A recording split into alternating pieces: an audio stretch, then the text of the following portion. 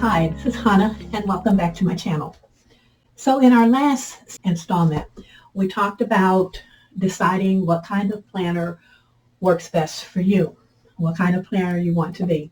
So I'm assuming that everyone has figured out at least where they think they want to start with the planner. They picked a planner size, and now the questions that come up after you've done that, or I know the questions that came up for me were like, okay, so what is going to be the best system for me to plan my day, my schedule, all the things that I needed to keep track of at that time in my life. So that's what we're going to talk about in this video. I've chosen to set up another one of my KikkiK binders. This is the blue quilted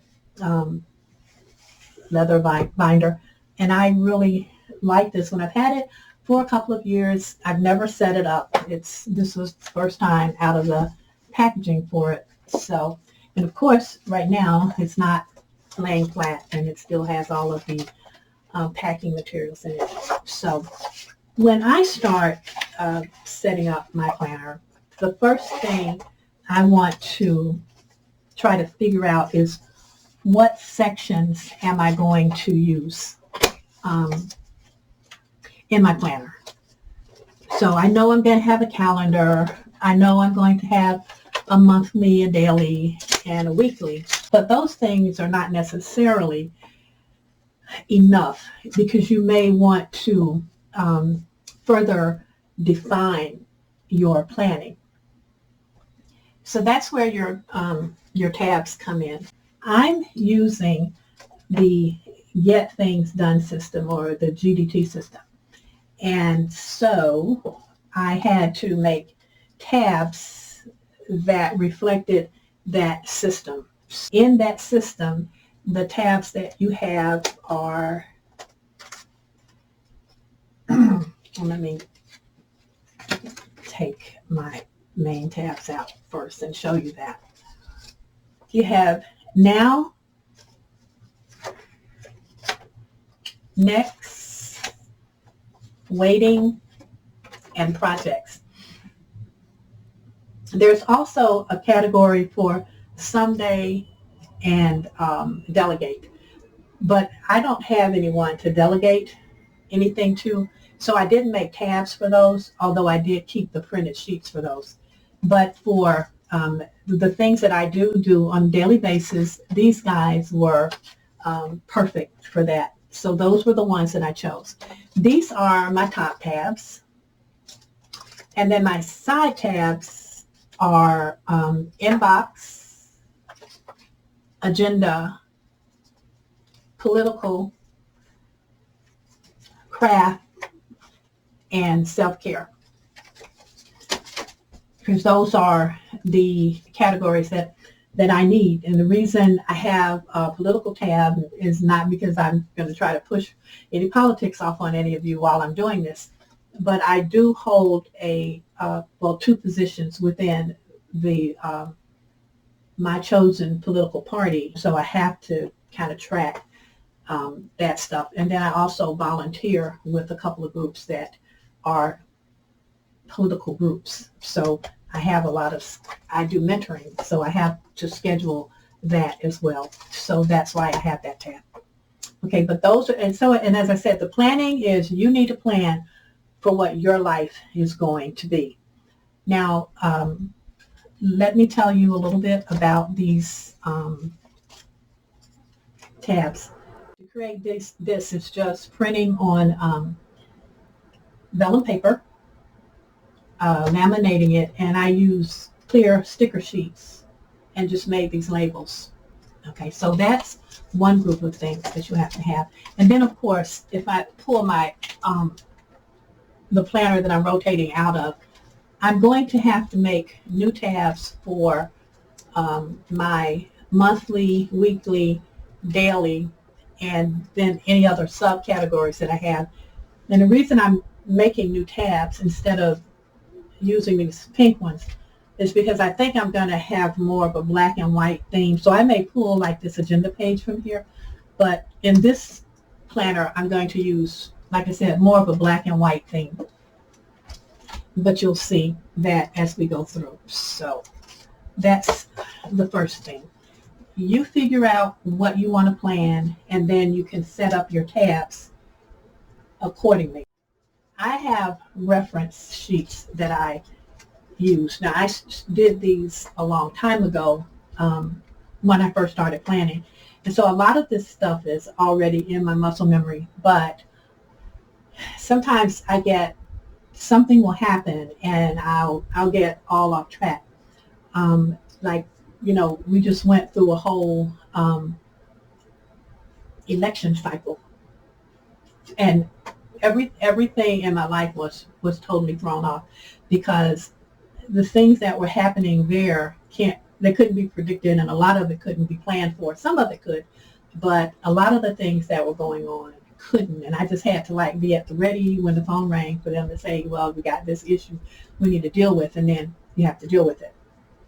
And that can get you out of whack. And so I got away from my schedule. So now I'm trying to work my way back into it. So having your reference cards will be helpful to you. And also in the reference section of my planner are these task cards. And I just put them in these little folders. And what I do is when I'm working on a day, whatever I'm doing that day, I need to pull my old planner down. Let's see where my daily sheets are. Oh, so there's one that was already set up in there. So I would take, say, Wednesday, and I just would use one of my Ollie clips to clip the Wednesday card in the section on my page for tasks, because these are my Wednesday tasks. And on the card, I list the daily personal and daily household tasks that I am supposed to do. And then I put down the tasks, the house cleaning tasks for that day. And that's what's on that card. Anything else that I need to do will come from someplace else in my planner. I created this things to do list back in the 70s. I was working for an architectural firm. I was the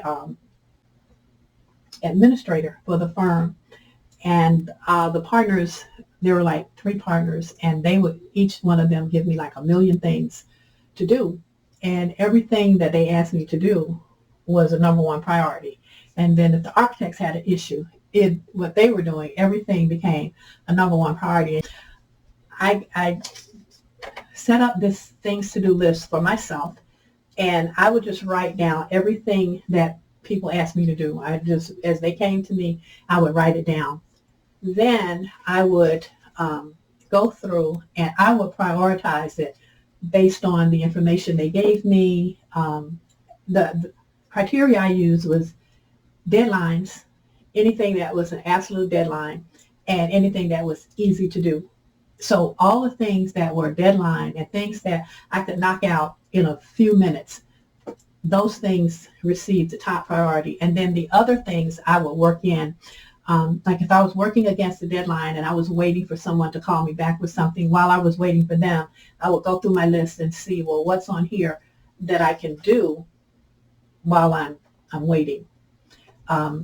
And that worked out very well for me. And then once a task was completed, I would actually just highlight it, take my yellow highlighter and highlight it so I'd know that it was done.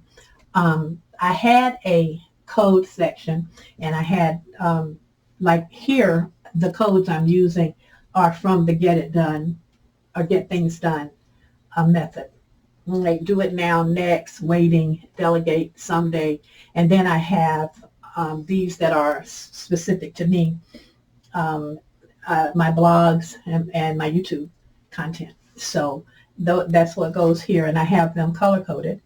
So I can look at it and see immediately the tasks that I have left in each area. And then for status, I just have complete, in progress, on hold, and canceled. But I just couldn't give up my things to do list. Now, most of the time I substitute this for the inbox, but you may want to use the inbox on your planner. So the inbox is simply where you write things down, just like I do on here, as you find out about them. As you think about what you need to plan and schedule, you can just do it in an inbox. There are a lot of free inbox forms out there. And some of them are more intuitive and more useful than others. The other form that I use, and this one is from, I think it's Plan to Create.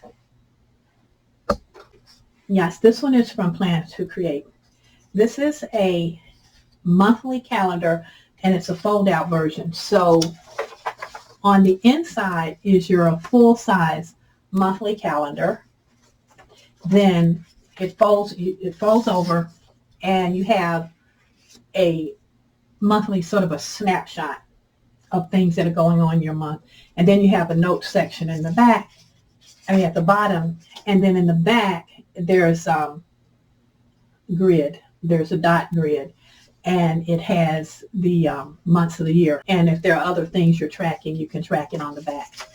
I like this for my monthly overview, where I put everything that's going on in my month, regardless of whether it's crafting or political or personal. Everything goes on this sheet. Then I have a snapshot form that I use, and this is from, and I like this monthly snapshot because most of the time I'm writing out my detail on my daily pages, but I like to be able to flip to each section and see, so I can have a monthly overview in each section, like in my crafting section, in my political section, in my self-care section. Each section has its own monthly overview. That's not necessary. That's just the way I do it. I'm not suggesting that you do any of this. I'm just showing you some different forms that are available so that you can start thinking about what it is you need to plan. Most of my volunteer work requires that I spend a lot of time on the phone talking to people. And because of the nature of the work that I do, it's very important to be able to document conversations. And so I use this spoke to form. So that's another form that's very helpful. And I hope this isn't too tedious, but I've been listening to a lot of people and looking at groups on Facebook when people talk about planning, and they're confused because they think that they need to follow somebody else's system.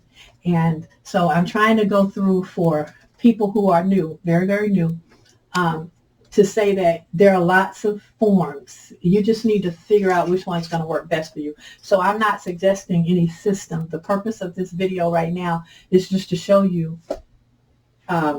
different ways that you can track your day.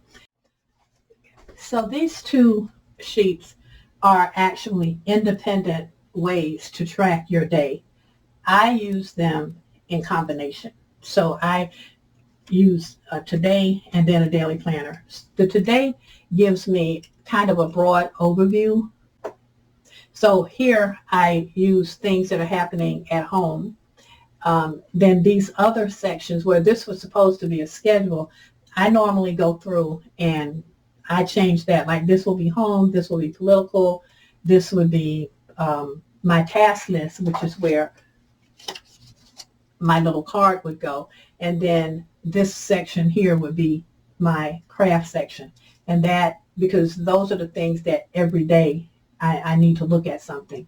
Then down here are just trackers where you can track sleep, exercise, and I like having that. But then over here, I can schedule things by the hour. And then I have my meal planner here, and then any notes. So I just set these up so that I have my daily planner and today.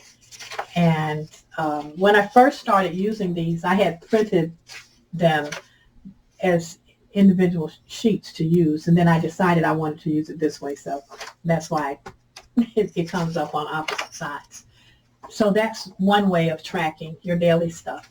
Plan to Create has a weekly overview that I like to use. And this one is just blank. The day you have this big block that you can use for your days. So if you're looking at your week, you don't have to have all of these. And sometimes I don't even use all of these. Sometimes I don't use the weekly overview because I have the monthly overview there. It just really depends on what's going on that week. But that is an option that's available to you. So it's just, in the end, it becomes a matter of you figuring out just how much planning you want to do. But there are lots and lots of forms and lots of ways that you can keep track of things. So the other thing that you'll want to think about when you're planning your planner is your dashboards. And I think for this particular planner, like I said, I think I want to go with a black and white theme. So I found dashboards. This was a freebie from Plan with Bee. No, I take that back. This wasn't a freebie. I bought these. But these came from Plan with Bee. But she does have some very nice freebies, dashboards that you can get. So these work really well with the, my black and white theme. Then these dashboards are from Planner Press, and that it is a monthly subscription. And each month she has a theme. So these are all from the July theme. So that's the Starbucks, the Girl Boss, Some Days, and then I have two others that I've not laminated yet that are also in the July subscription box. It's a digital subscription box, so there's not a physical product that comes. You just download it. So I'm using those, and I'm probably going to use this image, which is from the April box, I think. And because I was doing black and white, I remembered that one of my subscription boxes had a neutrals theme, which is black and white. So I went and pulled that. But it helps to just like have a plan and gather all of these things together before you start trying to work on your planner. You have to plan to plan. The more you plan to plan, the more effective and efficient your plan system will be, your planning system will be. When I first decided to start planning, I think I decided in September that I needed to plan, but I didn't plan to start having my planner functional until November, because I had to go look for different kinds of inserts that I wanted to use, to find the binders, to figure out how I wanted to do my tabs. And I went through a number of iterations before I settled on a final thing that I could say, this is my plan. And now I'm going to go and invest in a really nice planner. Make a schedule of when you think you want to actually kick off your planning. Spend the time making sure that you're on the right path. I want to say something about subscriptions. And if you're going to do functional planning, then you definitely probably don't need a subscription box. If you're going to do decorative planning, if you want to have like, you want to use a little washi here and there, I mean, be very cautious about it. I spent so much money and I have things that I don't know how I'm never going to use them. I'm going to try to figure out a way. But when I found digital dashboards, that was like the best, for me, the best find, because it's the cost is very reasonable. And every month you get dashboards, you get your sticker kits, you get Post-it notes, the sticky notes, and it's like it's not even $20. It's not even $15. And you get it in all skin colors, and it's just great. You can do all the planning you need to do. And if you combine something like that with the freebies that are out there, you can have a nice, attractive, functional planner without spending, what it costs for subscription boxes, which some can get up to $60 a month. But I think if you're just starting out, try not to sign up for any subscriptions until you actually know what it is you want to do. So that's just kind of an overview of the sorts of things you should be thinking about, the kinds of forms that you should be thinking about using in your planner. And the next video in this series is going to be putting my neutral planner together. I hope that when you're watching the next video, you will have all of your materials, and then we can build our planners step by step. Thank you so much for stopping by. If you have any questions, you can put them in the comments section, or you can email me. I'd love to hear from you.